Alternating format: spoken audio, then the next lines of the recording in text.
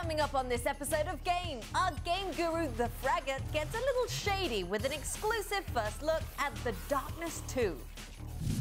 We explore the week's best independent releases in an all-new segment, and internet browsers that do so much more. We take an inside look at the all-new Google Chrome App Store. All that and more, only on Game. Hey ho, and what do you know? Welcome to another spiffiette of Game. You know there's nowhere else you'd rather be. Now we've got a great show lined up for you, and before we hit you with some headlines, we'll get the ball rolling as we head over to Frags, who once again has snagged bragging rights. This time it's a first look at The Darkness 2. Yep, thanks Kelly. Frag's back in the gaming den this week as I check in with one of the most hotly anticipated titles of the new year. It's time to turn down the lights as we get cozy with the first in Asia look at the preview build of The Darkness 2. Now it's been close to 5 years now since the original Darkness was first released as one of the cult favorite shooters in the early days of the Xbox 360 and PS3. Now, the original told the story of Jackie Estacado, a hitman for the Mafia who suddenly gets possessed by a terrifying force known only as the Darkness. Now, this evil entity lives inside Jackie, allowing him to basically tear his enemies to shreds, but also devouring Jackie's soul in the process. By all accounts, an interesting take on first-person shooting. The first game I felt centered around stealth and sneaking around, as you tried your best to stay in the shadows. However, one of the annoying things was having to shoot out all the light sources around you, an exercise which definitely got tiring after a while. 2 years on and Jackie's back in The Darkness 2, and if you've played the recently released demo, you'll already know a couple of things. Jackie is now the current Don of the crime family. The Darkness is under control, and our hero is pretty much left mourning the loss of his one true love, Jenny. He's been trying to get back out. But after a vicious attack in a family restaurant leaves Jackie on the verge of death, the old evil inside our hero decides to make its unwelcome return. New this time, something called quad wielding. A nifty feature which allows Jackie to not only carry conventional weapons in his hands, firing with the left and right triggers, but in addition to the ambidextrous bullet hell, Jackie's left demon arm can be used to grab and throw items, and the right demon arm is used for slashing. A pretty inventive formula which allows for an interesting array of combat styles.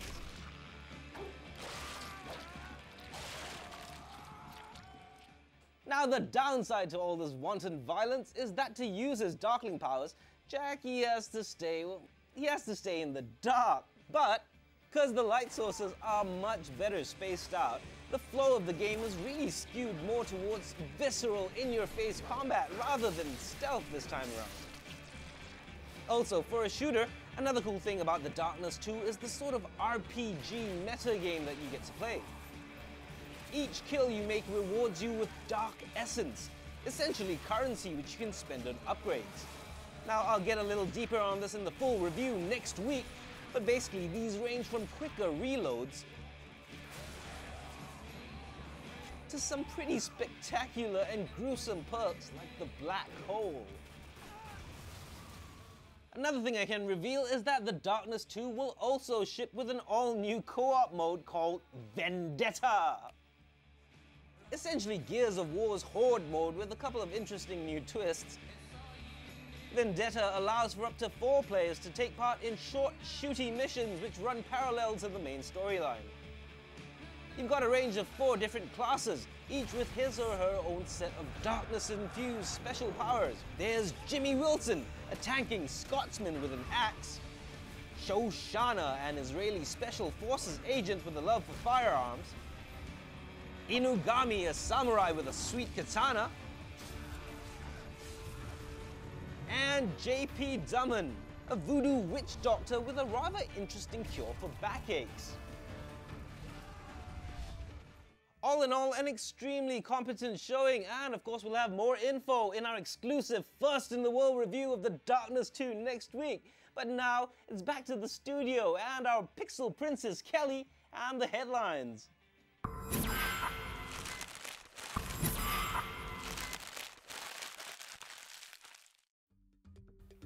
In the news, the Entertainment Software Association, organizers of E3, video gaming's biggest expo, have decided to drop support for SOPA, the Stop Online Piracy Act. This comes after gamers and game developers world over took to the internet threatening to boycott the annual video game convention. I will not be attending or covering this year's E3 unless the ESA pulls their support from SOPA. In a statement released by the ESA, the controversial piece of legislation had its share of problems here and there. Right. Now, in other good news, FPS fans will be glad to know that the PC version of Ghost Recon Future Soldier has not been cancelled and is in development. Ubisoft initially announced the game was set to appear only on consoles due to the alarming rate of piracy on PCs. The bad news is that according to the French developers, the game is set to arrive at an unspecified later date. But I guess something is better than nothing. In the meantime, if you need a little something to keep you busy till Ghost Recon hits, the developers of Alan Wake have announced that the long-awaited Windows version of the Xbox 360 original will be available on the PC next month. Coming to us on the Steam platform, the release includes all the downloadable content released so far, as well as Steam achievements and cloud support. 2K Games, the guys behind the upcoming BioShock Infinite, have announced a new mode which ramps up the difficulty for their upcoming shooter. Dubbed 1999 mode, expect player choices to have permanent consequences, much tougher enemies, less ammo, and limited save games. Yikes! Gamers, if you thought 2012 was hard, you ain't seen 1999. Moving on with another game that I'm eagerly anticipating. We check in with one of the more beautiful titles set for release next month. Not a whole lot of info yet, but in the meantime, just let your imagination fly. These are the latest shots from Dear Esther, an emotive ride through a stunning world. I've begun my voyage in a paper boat without a bottom. I will fly to the moon in it. I've been folded along a crease in time, a weakness in the sheet of life. Now you've settled on the opposite side of the paper to me. I can see your traces in the ink that soaks through the fiber, the pulped vegetation. When we become waterlogged and the cage disintegrates, we will intermingle. When this paper aeroplane leaves the cliff edge and carves parallel vapor trails in the dark, we will come together.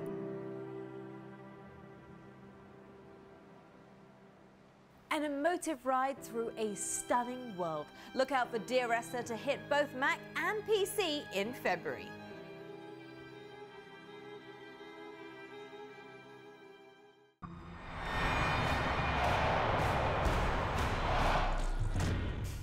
Dear Esther looks rather chilling, with a trailer that looks more like a movie than a game. But for those of you who adore a title that allows you to discover things your way, then this might just be the answer. Time for us to take a break now, but don't get your knickers in a twist, because Game will be right back, and when we return, we hit up the Derby for the latest demos for download, and we bring you on a field trip to the Indiecade. Don't go anywhere.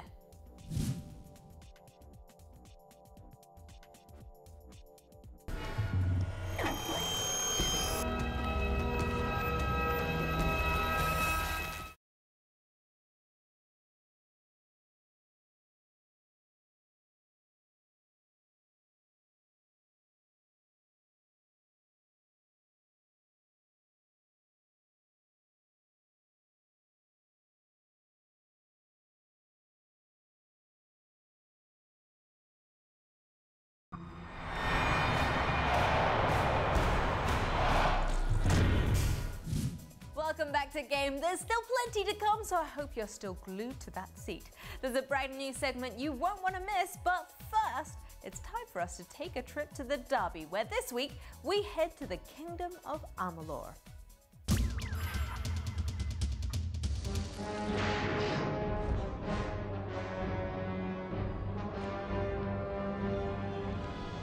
In our look at the best downloadable demos this week, we take a look at an upcoming action RPG developed by some of the biggest names in role-playing. Kingdoms of Amalur: Reckoning comes to us from some of the same names who brought us RPG classics like Morrowind and Oblivion. Now, like most demos released, you start off in the obligatory tutorial mission, which does a good job at explaining some of the game's mechanics. I've seen you before. On the slab. You were dead. But even after that, you're pretty much given free rein to explore as you like. Well, for a full 45 minutes at least. With 3 classes to choose from, the warrior, the mage, and the rogue, each with their own set of powers. The other cool thing about Kingdoms of Amalur is just how the game handles combat. Playing like a mishmash of great games like the action-oriented Fable, mixed in with a little bit of the combat system from God of War, defeating opponents not only grants you experience points to level up, but also charges up your fate meter, allowing you to enter the Reckoning mode.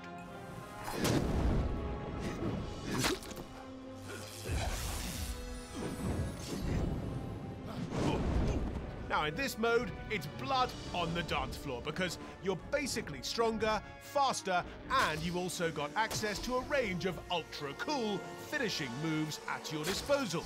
Nice. Now, as far as the story goes, not too much is revealed in the 45-minute playthrough. Reach the lab that inside the mouth. But after my time, I must say that this action-focused title is definitely going to be on my wish list.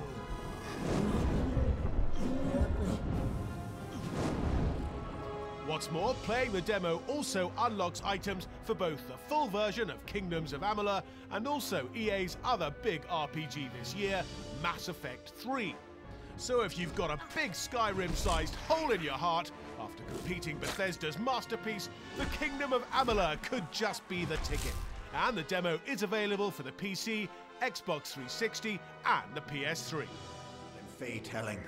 This story belongs to one of us, not some whelp fresh from the cradle.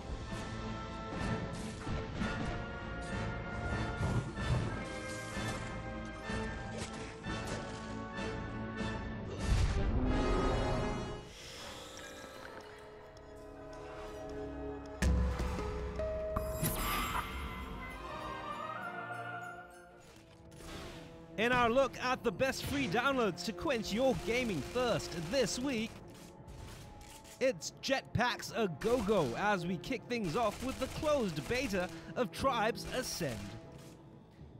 Building upon a foundation of frantic first-person shooting on an epic scale, this title plays, unsurprisingly, a lot like its older brother. But unlike its much older sibling, Tribes Ascend will also feature a comprehensive class system and will run on a microtransaction-based economy, allowing players to purchase items and weapons. With returning iconic elements like jetpacks and skiing making a return, if you'd like to engage in some future shooter action, sign up for the beta at the link below. If that last one wasn't your sort of party, feast your eyes on this. Deity is the latest masterpiece by a couple of talented students over at the DigiPen Institute of Technology, as you play a dark spirit seeking revenge against the enemies of the castle. Featuring a unique gameplay mechanic in which you possess your way across the map, this fresh take on stealth action works using only your mouse and a good sense of timing. Taking inspiration from titles such as Diablo and Torchlight, the student project punches way above its weight, offering some of the most exciting isometric stealth action this side of indie gaming. Definitely a title that every gamer should check out. Experience a brush with the divine at the link below.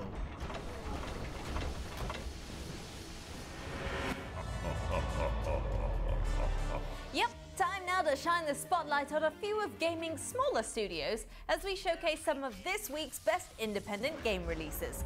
Beginning with the B-movie Invasion of Earth in the Unstoppable Gorg, a beautiful looking tower defense game which draws inspiration from old 50s sci-fi movies. Strategy is at the heart of this indie offering as you protect the solar system by sending defensive satellites into orbit. Now, if you've played your share of tower defense games, the twist here is not only to find the most strategic position for your towers, but to create the perfect defense by rotating orbits to move your satellites into the best position. Oh, and with over 40 levels inspired by some of the silliest moments of sci-fi movie magic. Captain Adam, you saved us. Won't you let me thank you? A unique outworldly experience and also a great time waster if you're into smashing silver-plated cylindrical things. The Unstoppable Gorg is available now.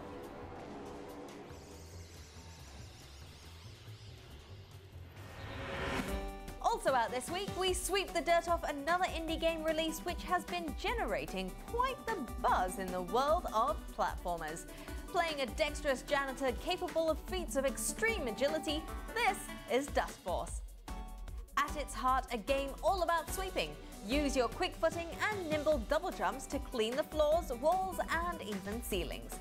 Now, the interesting part about Dust Force is the way the game is set up, because the only way to unlock new levels is to ace the one you're playing by getting an S grade.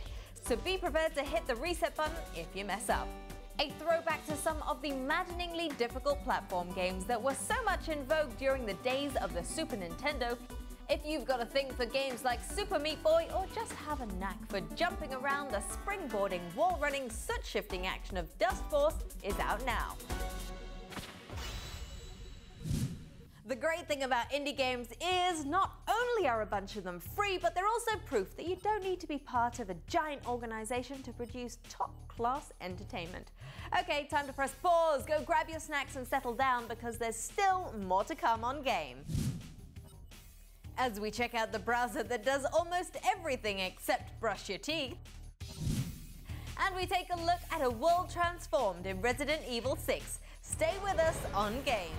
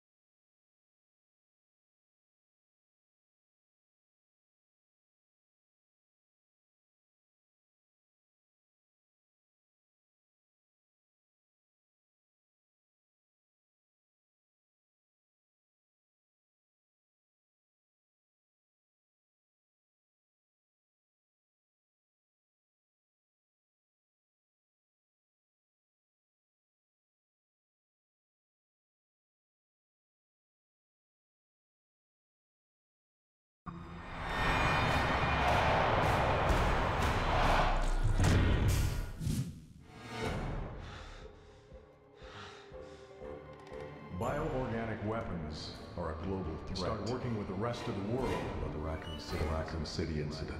Mentioning my desire to reveal. I'm going to tell them everything. I've always valued your friendship, Leon. Stay wherever you are.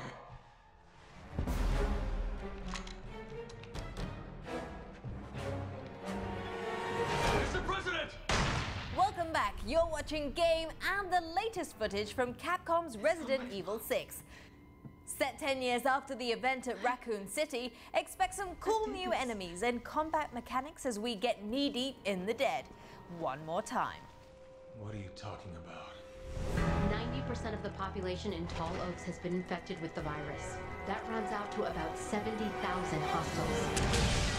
Yeah, this is Raccoon City all over again.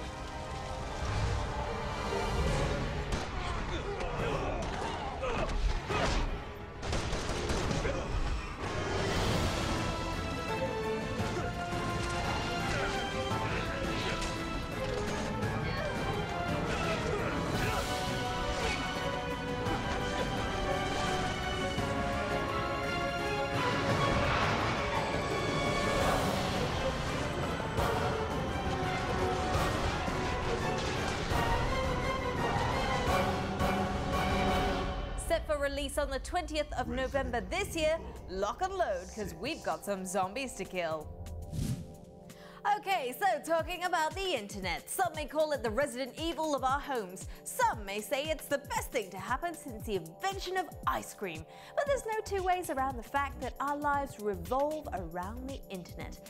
The first browser surfaced in 1990, and now, 22 years later and several revamps, we've got the Google Chrome App Store.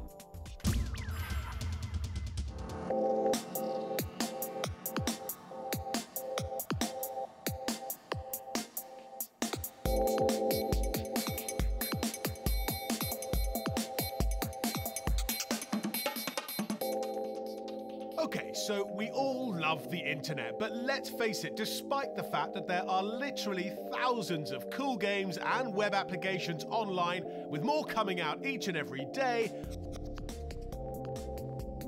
most of us only go through our usual list of 5 or 6 favorites on a daily basis. And what's worse, we rarely explore new stuff. Now, part of this is because of the sheer size of the internet. You see, finding these cool web apps and toys can be quite the challenge, because when it comes to actually discovering new stuff, let's say, for example, you're looking for a cool new chess game. Well, it's actually a lot easier to find one on your mobile phone than on the internet. With that in mind, the engineers at Google have come up with an ingenious solution. Why not develop an app store for the internet? Introducing the Google Chrome Web Store. Think of it as iTunes for the World Wide Web. Basically, an online repository with some of the coolest toys and games on the internet. The Chrome Web Store acts as a sort of content delivery system with all the apps in an easy-to-navigate front page. Now, users can rate and review web apps as well as leaving comments. But what's most impressive is that no matter the download, everything installs to and runs right from the Chrome browser. Now, these range from simple convenient hot links to various cool websites, right down to some of the latest 3D games like Bastion. Opening up the experience to tons of new players, including those who don't happen to be on Windows-based PCs. Also, when you're talking games, you could easily spend a long weekend and still not be done with the selection available on the front page. From quick-fire arcade games down to fully immersive strategy.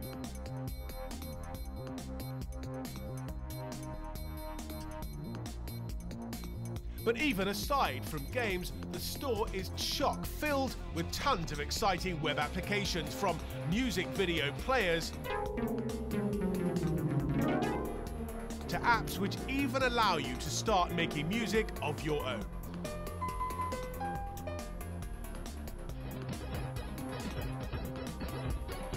Now, here's a sampling of what you can find, but to really get a better feel for the store, a visit is highly recommended. A great way to experience all the new from the net. You can access the Chrome Web Store by simply downloading the Chrome browser from the guys at Google. Happy surfing.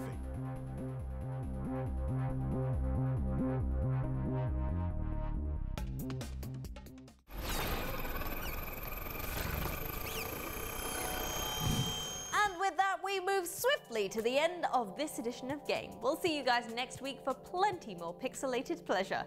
But in the meantime, if you're a fan of reruns, then check out espnstar.com/game for past episodes. Or facebook.com/ESSGame for a direct line of communication to us. And make sure you follow us on Twitter @ESSGame. But before we go, in this edition of Games Go Bad, well, not so much bad as weird. Now, in Bethesda's world of Skyrim, the Dovar are dragons, profoundly intelligent beasts with a penchant for circling the skies in search of tasty adventurers. But thanks to the stylistic endeavors of the PC modding community, these terrifying beasts are about to undergo a change of image. Take a look.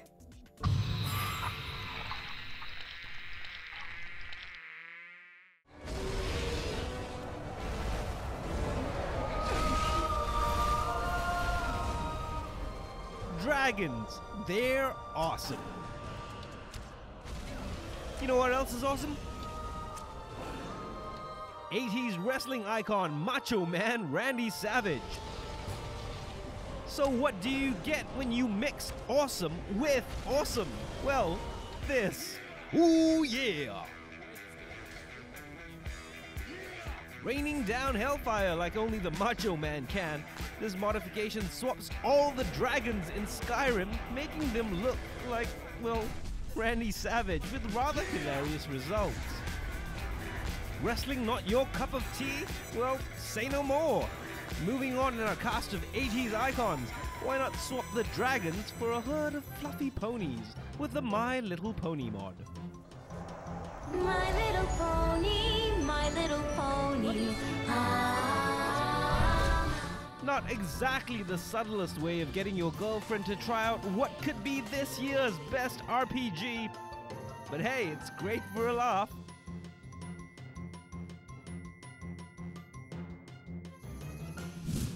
Next week on Game, we've got something a little special. Frags has bagged the exclusive first-in-the-world rights to review The Darkness 2. Same time, same place. We'll see you then.